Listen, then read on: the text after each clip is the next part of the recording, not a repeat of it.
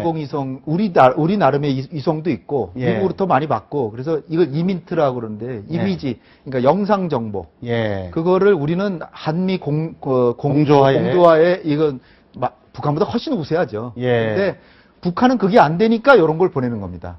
그러니까요. 그러니까 위성이 없으니까 지난번에 위성 쏜다고 했는데 사실은 거의 감리가제식이죠, 지금 거의. 광명성 2호 뭐 이런 건 네. 사실상 다 실패한 거고. 네. 그러니까 요런 거라도 보내서 이렇게 파악을 하는데 네. 이게 그동안에 얼마나 왔는지 우리가 좀 모르고 있으니까 그러니까요. 불안한 거죠. 네. 그러니까 이번에 떨어진 거 말고 그전에도 이미 다 얼마 왔다 다녀갔을 갔는지 수도 있는 모르는 것이고. 거죠. 네. 네.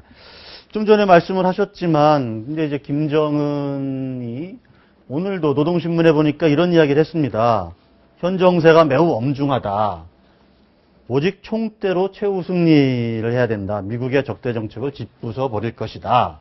지금 이렇게 된 거 아닙니까? 지금 동해에서 계속 로켓 발사하다가 네. 서해에서 방사포 사격 훈련하고 네. 그다음에 이제 지금 공중 전도 좀 하고 있는 거고 또 따지고 보면 이제 육상만 남은 상황이다. 이렇게도 볼 수 있는 상황에서 북한은 계속 이런 호전적인 발언을 좀 하고 있는데 이런 북한의 뭐랄까요? 김정은의 이런 뭐랄까 의도? 일단 진단이 먼저 좀 필요할 것 같아요. 뭔가 되게 불안해서 지금 자기의 어떤 위협, 신변 위협까지 지금 느끼고 있는 것 아닌가. 일단은 지금 제가 보기에는 군사적으로는 한미연합훈련 하니까 거기에 대한 대응이라고 볼 수 있고요. 네. 북한군 사기가 사실 구축함이 4척이나 와 있거든요. 미국 구축함. 사실 북한은 사기가 많이 떨어져 있을 겁니다. 그러니까 그들 나름의 사기 진작책이기도 하고 김정은으로서는 선군의 그 위협, 자기 사령관으로서의 위험을 또 보여줘야 되니까 그런 측면이 있지만 제가 볼 때는 정치적 목적이 더 크다. 이 국내 정치 말고 국제 정치적으로 대통령께서 하신 드레스덴 연설에 대해서 우리가 진짜 바라는 쌀이나 비료지원이라는 금강산관광, 오이사 조치 이런 건 왜 말이 없느냐 이런 항의 표시일 수도 있고요.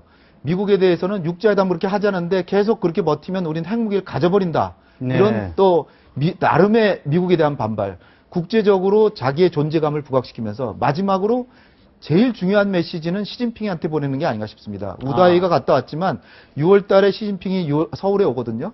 그렇다면은 아니 동맹국 원수는 한 번도 만나주지도 않고 박근혜 대통령 벌써 3번이나 그렇죠. 요번에 3번 만났고. 핵정상회담에 네, 만났고 예. 또 6월에 오잖아요. 그 전에 나를 초대해라. 그러면 내가 비행기 타고 가겠다. 오늘 비행기 트랩에서 내리는 거 사진까지 보도했는데 그거 기차 타고 가지 않고 나 비행기 타고 갈 테니까 빨리 초청해라. 그런 라는 메시지를 지금 중국 측에 네. 전달하는 거 아니냐. 그렇지 않으면 나 사고 치겠다. 이런 아. 게 아닌가 저는 싶습니다. 그런 부분에 상당히 공감을 합니다. 그러니까 북한으로서는 지금 상당히 고립이 돼 있는 상황이고 자기네들의 유일한 동맹국이었던 중국마저도 등을 돌린 상황이다 보니까 이 국면을 전환하기 위해서는 지금 처음에 사실 금년 초부터는 약간 대화 모드로 갔는데 그것이 작동을 안 했지 않습니까? 예. 그럼 이제 3월에 들어서면서부터 긴장을 천천히 지금 증강시켜 왔죠. 그러면서 과거와 달리 처음에는 단거리 미사일, 조금 더 길이가 큰 거, 그 다음에 규모가 큰 군사훈련을 실시함으로써 긴장감을 점진적으로 계속 늘려왔다는 거죠. 그러면 예를 들어 미국이나 중국이 우리에게 호응을 하지 않는다면, 한국이 우리한테 답을 하지 않는다면 우리는 끝까지 갈 수 있다. 또 며칠 전에는 새로운 형태의 핵실험도 할 수 있다. 그렇죠. 그리고 사실 그 기간 동안에 북한은 미국이 정찰 위성을 통해서 항상 북한을 보고 있다는 걸 알면서도 핵시설에서 지금 갱도를 다시 준비해 놓고 있다는 거죠. 예. 언제든지 우리는 핵실험을 할 수 있다. 굉장히 명확한 메시지를 지금 미국과 중국에 그리고 한국에 보내면서 긴장감을 극도로 올리고 있는 그런 상황인 것 같습니다. 그런 진단이라면 네. 그럼 이제 우리 국제사회, 우리나라를 포함한 미국, 중국은 어떻게 이거를 좀 관리를 좀 해야 됩니까? 지금 이제 육자회담 재개를 해서 우다이가 한번 갔다 왔고, 예. 그런데 이제 계속 공전하고 있잖아요. 한미일 간에도 이제 정상회담이 열렸지만, 우리 입장은 변함없다. 북한이 선행 조치를 해야 된다. 이런 거고요. 또 북한은 우다이한테 육자회담 안 하면은 난 그럼 미사일 쏘고 그 다음에 안보리 제재 나오면 또 핵실험 하겠다. 그러면 누가 손해냐? 그러니까 중국으로서는 지금 굉장히 중국도 수세에 몰려 있고, 근데 중국의 대북 압박은 한계가 있고, 그러니까 중국은 한국이나 미국한테 내가 북한한테 영향력을 미치는데 한계가 있다. 근데 한국과 미국은 너가 더 할 수 있는데 왜 안 하느냐 또 이러고 그렇죠. 있고요. 그러니까 계속 이렇게 나름대로 방식으로 하고 있다. 이런. 그러니까 계속 정체 상태잖아요. 예. 근데 중요한 것은 정치 상태가 계속되면 지난 5년처럼 계속되면 내년에는 이제 핵 능력을 가져버린다 거죠. 새로운 형태의 핵 능력. 그러니까 우리나 미국이 정말 머리를 맞대고 진짜로 어떻게 될까? 그러면은 우리가 북한한테 요구하는 선행 조건이 5개쯤 되면 5개 다는 아니더라도 한 3개 정도 하고 일단 핵을 동결시킨 다음에 육자회담을 하자. 핵은 그러나 활동은 정지해야 된다. 네. 라고 해서 일단 정지시켜 놓으면 좀 시간을 벌잖아요. 그래서 정지시켜 놓고 일단 대화를 시작하고 그 다음에 김정은이한테 너 진짜 바라는 게 뭐냐? 그렇다면 그걸 맞춰서 우리가 줄 수 있으면 주고 안 줄 뭔가 수 좀 있으면 대화의 장으로 좀 예. 끌어내야 된다는 말씀이신 그런데 것 이제 같은데. 지금까지는 예, 이제 한국과 미국의 입장은 5개 분명하죠. 조건 다 안 하면 예. 해봐야 소용없다. 또 속는 거다. 이런 입장이기 때문에 예. 거기서 이제 고민하고 있는 겁니다. 우리가. 근데 이제 저는 이제 박사님, 우리 홍 박사님하고 약간 의견을 좀 달리하는 부분이 중국이 과연 지금 할 일을 다 하고 있는가에 대해서 저는 먼저 의문이 들거든요. 예. 과거와 같은 경우에 보게 되면 이러한 상황 정도가 되면 중국이 예를 들어서 식량 공급을 좀 차단한다든가 석유 공급을 차단해서 북한에 대해서 확실한 메시지를 보내고 어떤 압박을 가했는데 아직까지 어떠한 징후도 안 나오고 있거든요. 단지 우다웨이가 가서 좀 대화로 나와라. 뭐 받아들여라 이런 얘기를 오히려 했다는 갔다 와서 갔다 더 좀 강요하게 당하는 그렇게 것 나온 같아요, 거죠. 그러니까 북한이. 우다웨이의 방북이 실패한 거죠. 그렇다면 볼 적에 그럼 지금 그래서 사실 미 국무부라든가 백악관에서 얘기하면 중국이 좀 더 적극적인 역할을 해야 된다는 게 바로 그런 의미고요. 실질적으로 유엔 안보리 제재 결의안이 이행되지 못하고 있는 데서 상당한 부분은 중국이 참여하고 있지 않기 때문에 그런 거거든요. 그럼 지금까지 우리가 총 4개의 유엔 안보리 결의안을 채택해 왔는데 그것이 실질적으로 제대로 작동이 되었다면 과연 지금까지 북한, 우리 지금 현재와 같은 네. 상황이 왔을 것인가 우리가 다시 한번 뒤집어 봐야 될 것 같고요. 물론 대화가 필요하고 우리가 북한을 대화적으로 끌어내는 것 분명히 필요합니다.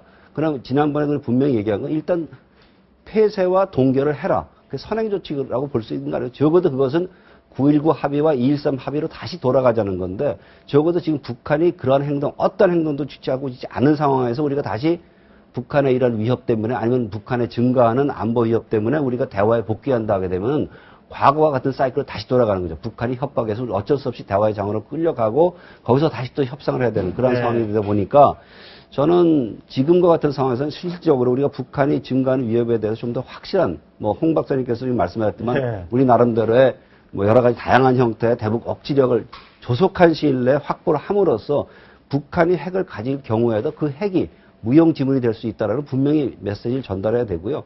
우리가 할 수 있는 지금 최대한의 조치를 해야 된다고 봅니다. 사실은 뭐 예를 들어서 홍 박사님이 저하고 뭐 의견을 달리할 부분도 있을 겁니다. 분명히 과연 경제 제재가 과연 이게 효과적이냐 안 효과적이냐 할 적에 저는 효과적이라고 봅니다. 2010년에 이란에 대해서 세컨더리 보이콧을 도입함으로써 이란 경제 1년에 25% 무너져 버렸거든요. 네. 근데 지금 사실 중국의 가장 큰 골칫거리는 북한이 붕괴할까 봐. 그러니까 저걸 살려야 되기 때문에 그런 압박 조치를 안 하고 있다는 데 문제가 있는 거죠. 지금요.